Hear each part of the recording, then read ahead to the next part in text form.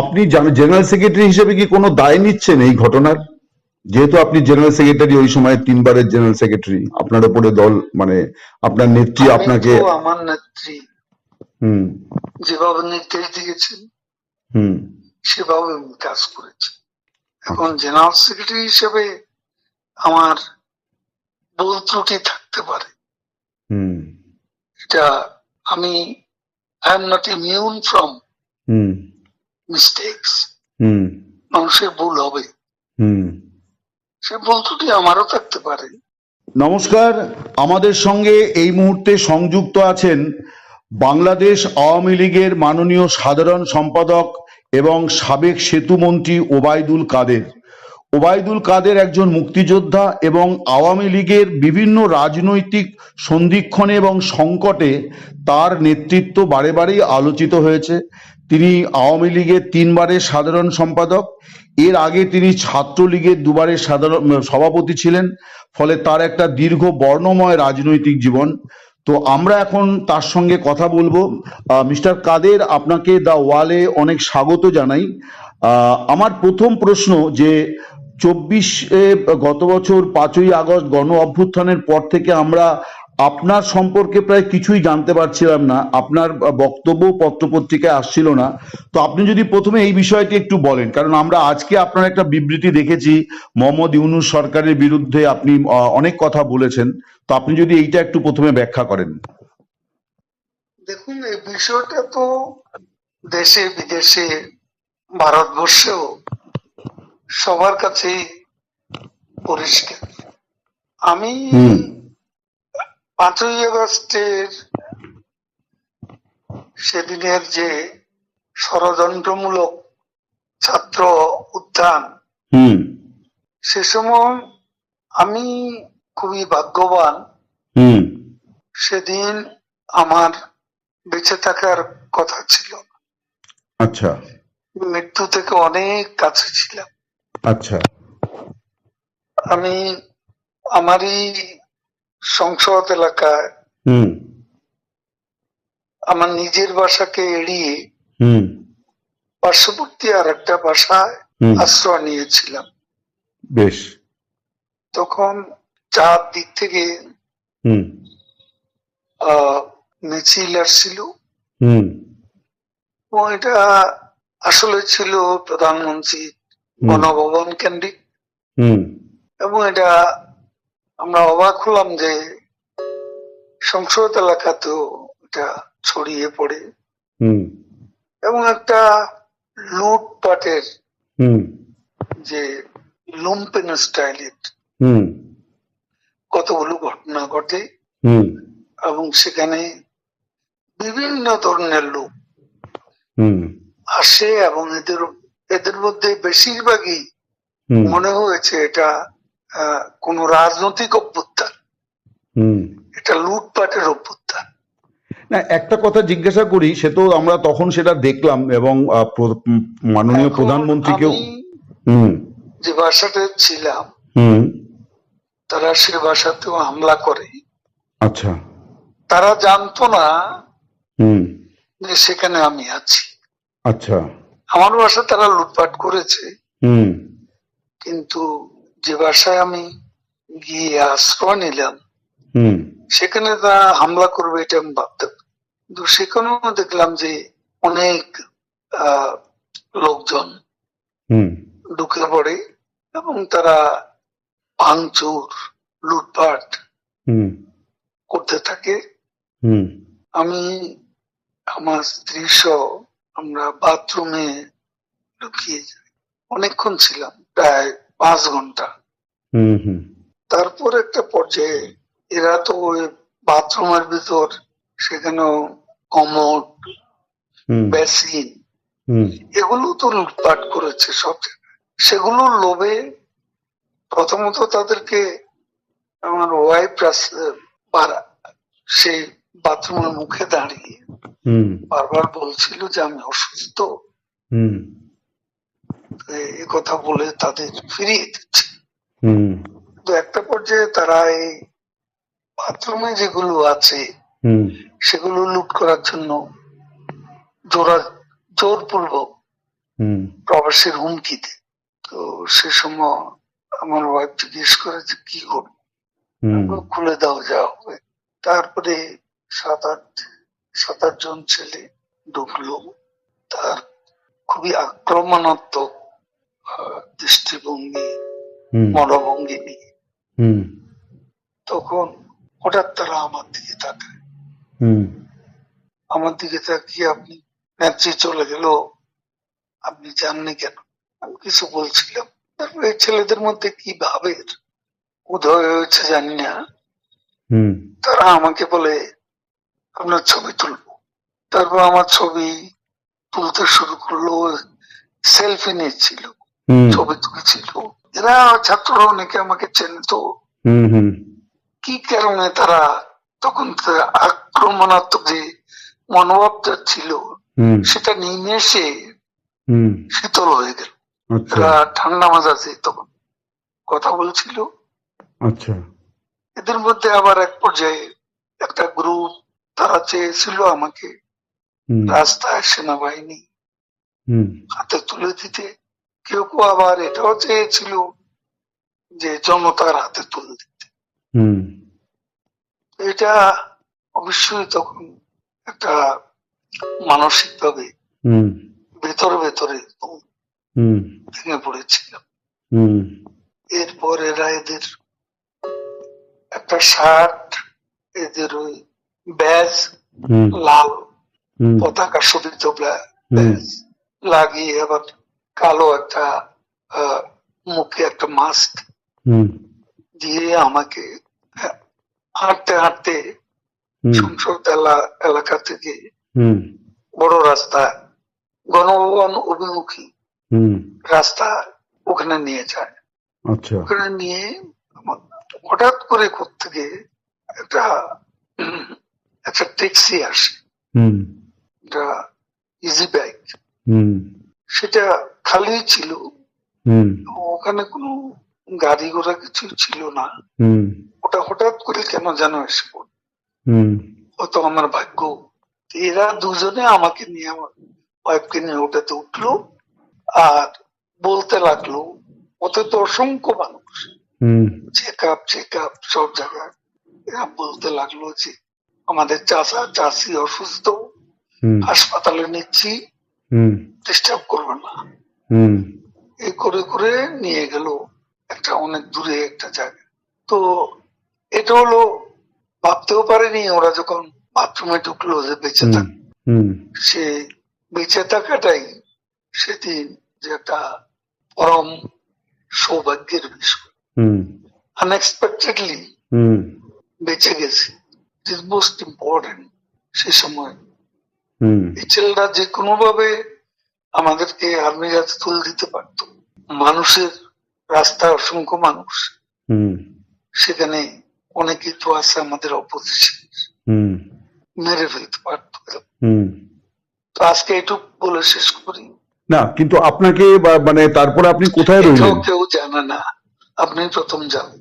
না বলছি যে আপনি এরপরে কোথায় রইলেন, তারপরে তো আপনি মানে থাকলেন কি করে, মানে ওই রকম আমি পরিস্থিতি? বাংলাদেশে ছিলাম হ্যাঁ হ্যাঁ 3 মাসের মতো। হুম হুম হুম আমার একটা উদ্দেশ্য ছিল হুম যে ওখান থেকে কিছু করা যায় কিনা, আচ্ছা কিছু একটা করা যায় কিনা, আচ্ছা সংগঠিত করা যায় কিনা। আচ্ছা বিভিন্ন জায়গায় হুম শ্রমিক অসন্তোষ, হুম কর্মচারীদের অসন্তোষ, হুম এগুলো প্রতিদিনই এগুলা লক্ষ্য লক্ষ্য করতাম।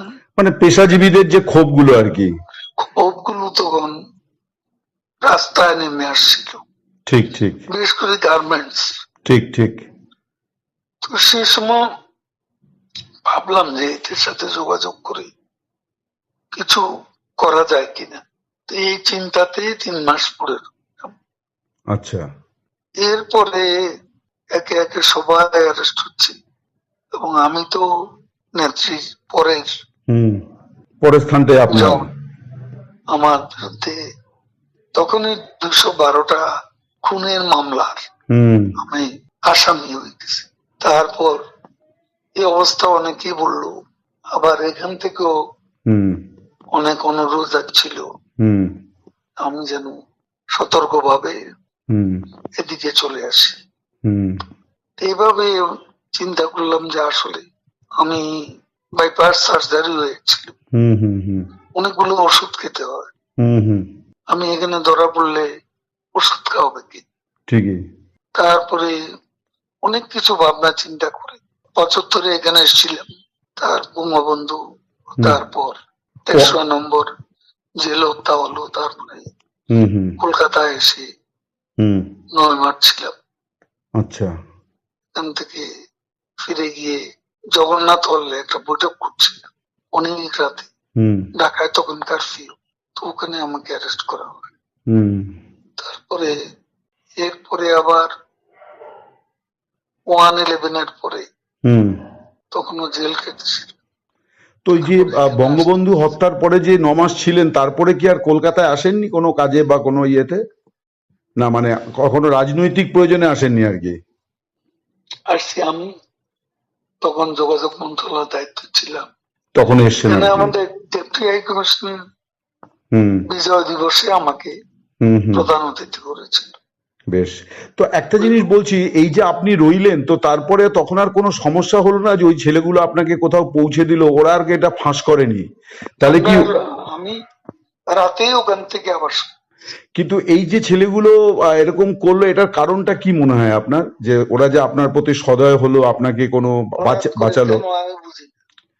মানে এটা কি হতে পারে যে এরা আওয়ামী লীগেরই তাৎক্ষণিকভাবে ওই সময় বিক্ষুব্ধ হয়েছিল, এরকম হতে না, পারে? আওয়ামী লীগের হলে তো আমি চিনতাম। ঠিকই। একটা অনেকে বলে যে আপনার কিছু ভূমিকা তখন বিতর্কিত ছিল, আপনি ছাত্রলীগ যুবলীগকে যেভাবে মানে মাঠে নামিয়েছিলেন পাল্টা, তার ফলেই এরকম একটা বড় জনরোষ তৈরি হয়ে গেল আর কি, এইটা মানে মানে আমরা।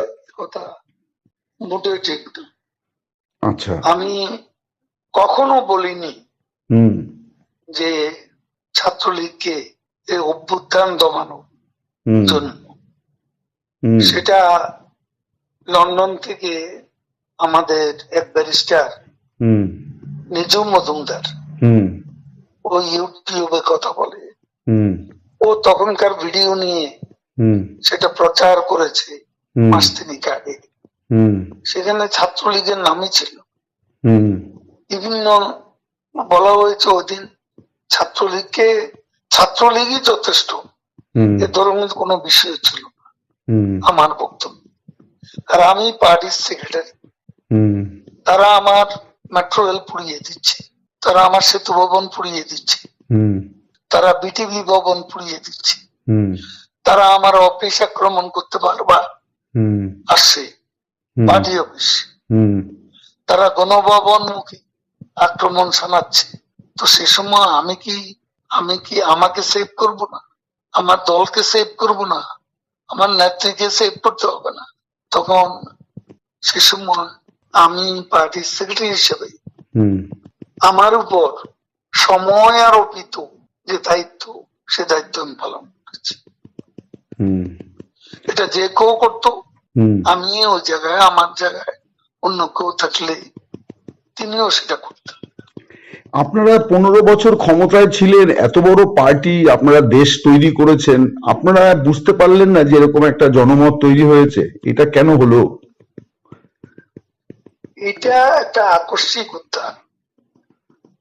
এটা তো শুরু হয়েছে কোটা দিয়ে, শেষ হয়েছে এক দফা।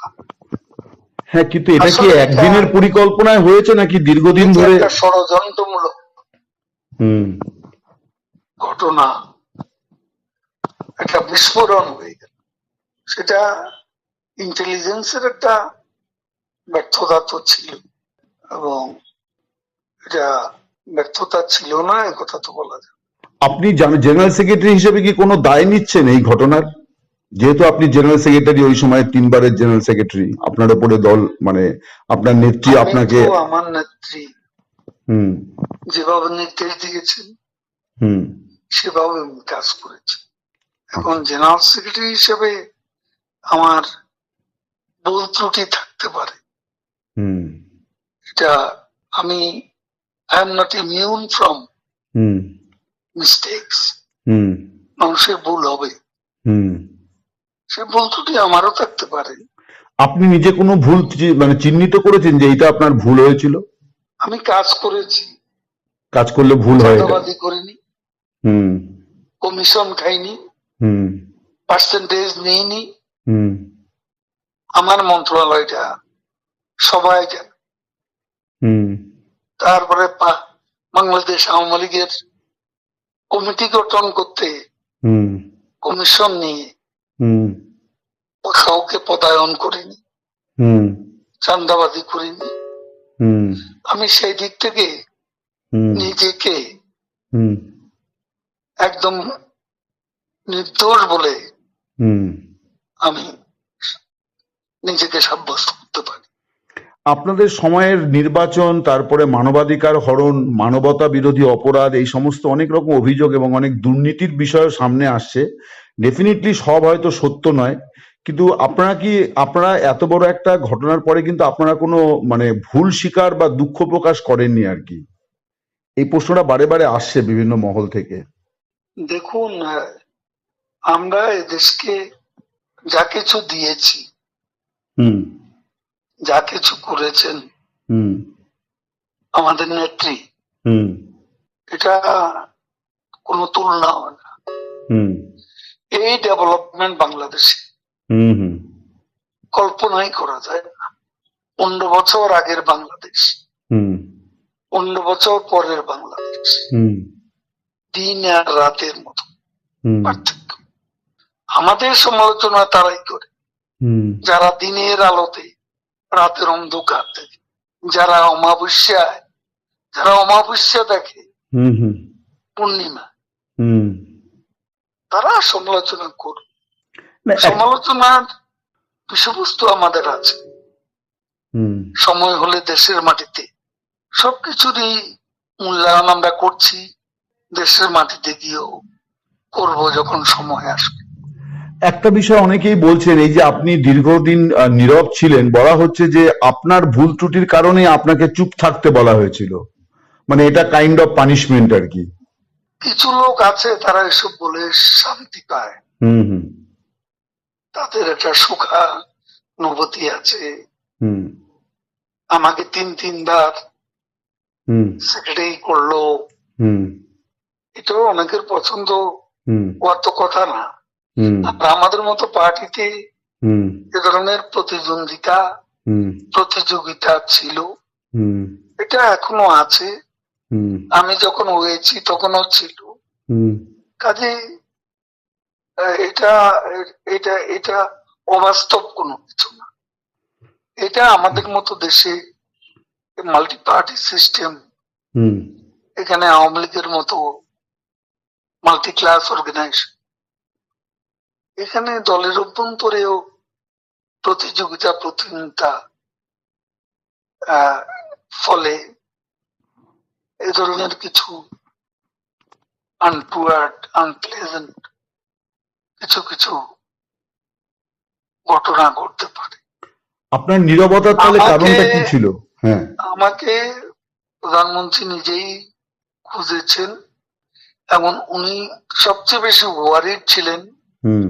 আমার অসুস্থতার নিয়ে। হুম। তিনি ভেবেছেন এই অবস্থা আমি দেশে ছিলাম, হুম।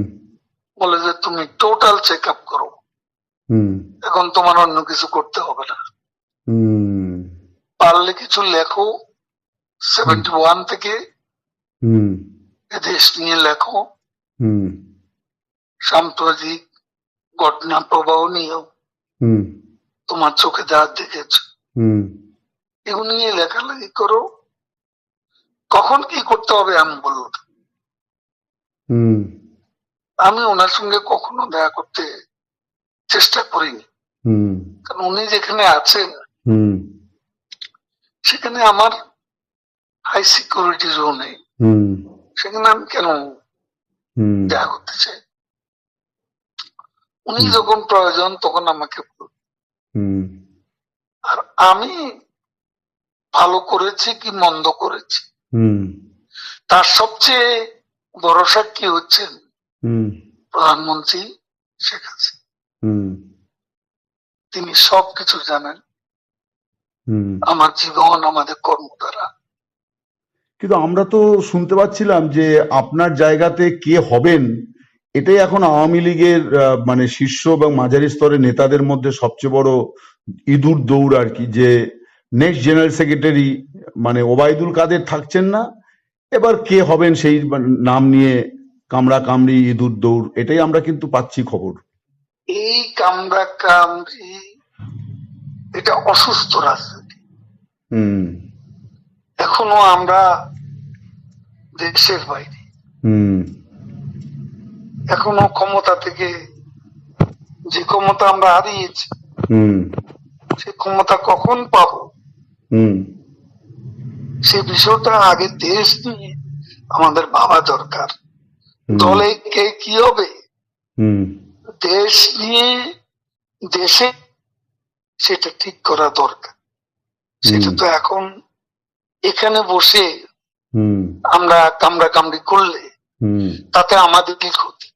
হুম এখন আমাদের সবার লক্ষ্য হুম আমাদের দেশকে আবারও বঙ্গবন্ধু মুক্তিযুদ্ধের ধারায় হুম আমাদের দেশকে আমরা নিয়ে যাব। আপনারা এবং আপনারা কি আশাবাদী যে আপনারা ফিরবেন এবং আওয়ামী লীগ আবার শেখ হাসিনা আবার বাংলাদেশের প্রধানমন্ত্রী হবেন? আমি শতভাগ আশাবাদী। এইটা কেন? আমি আরো অনেকের মুখে শুনছি, এর কারণটা কেন আপনারা মনে করছেন?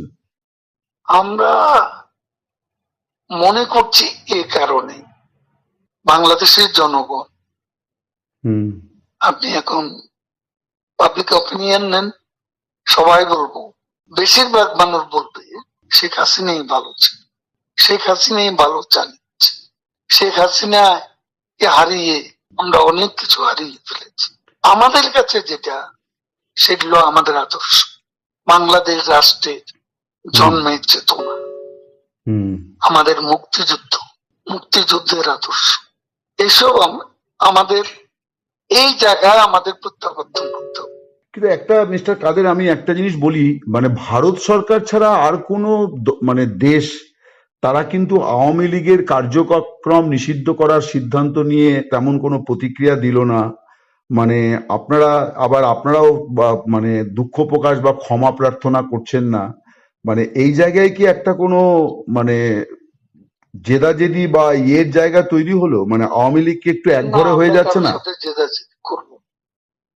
ভারত আমাদের দুঃসময়ের বিশ্বস্ত বন্ধু। হুম সংকটে আমরা বারবার হুম ভারতের কাছে ছুটেছি।